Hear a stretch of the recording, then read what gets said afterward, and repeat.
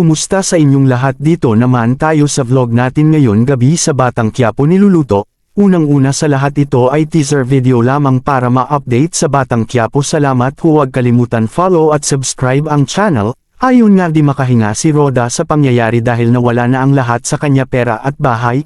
Yung mga tondogang at si Edwin ay pumunta sa isang lugar na walang makakita at sabi na maghiwalay muna tayo para walang makaalam. Sabi pa ni Edwin ay punta muna siya sa mansion para makita ang kalagayan ng pamilya at dito nabuo na ulit ang samahan nila dahil nakakuha ng pera si Kidlat kay Roda kaya saya nilang lahat. Dismayado si Colonel Suarez dahil di nila makita ang bangkay nila Primo at ang mga kasama nito kaya pina-alert nila lahat sa Quiapo na huliin makita sila. Dito nag-usap si Mondo at Regger nang lumabas siya sa opisina ay parang nahihilo ito kaya napansin si Regger at Mondo ito kaya tinulungan ni Regger si Lena. Ito pinatawag si Mondo kasi may ipagawa na paperworks at nang lumundon si Mondo ay para may kaugnayan silang dalawa si Lena at nagtaka ito. Habang naliligo si Monique at natapos ito maligo ay may pinasuot ng damit si Monique galing kay Alfred kaya ito sinukat niya at sinut niya.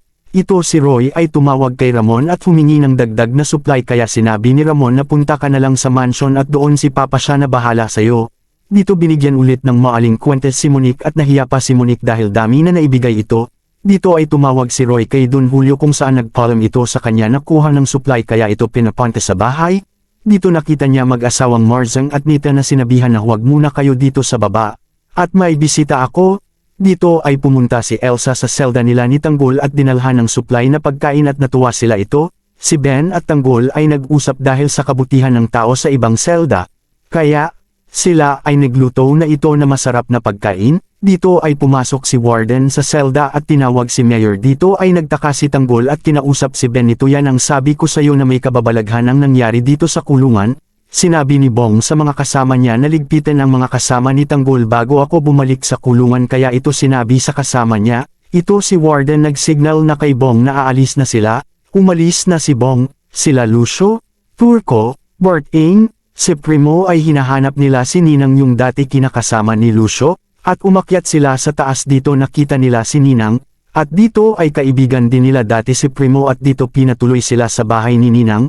Dito ay nagkasiyahan sila Molong yung mga tao niya kasi napatay daw nila sila si Primo. At ayon dumating si General Pacheco Agustos sa mansion at sinuntok si Molong dahil di pa nakita ang bangkay nila. Sobrang galit ay pinaputukan ng baril ito.